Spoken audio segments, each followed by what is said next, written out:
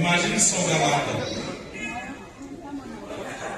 Agora eu vou pedir, nós apresentamos o pastor, nós vamos pedir aqui o pastor, vem aqui na frente, por favor.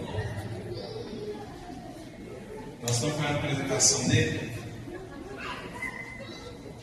Nós vamos pedir o seguinte para ele, agora, Galtomar, para ele dar um abraço no Galtomar, porque eu vejo assim que o Galtomar, ele sempre precisa de um abraço de uma pessoa como se fosse um pai para ele.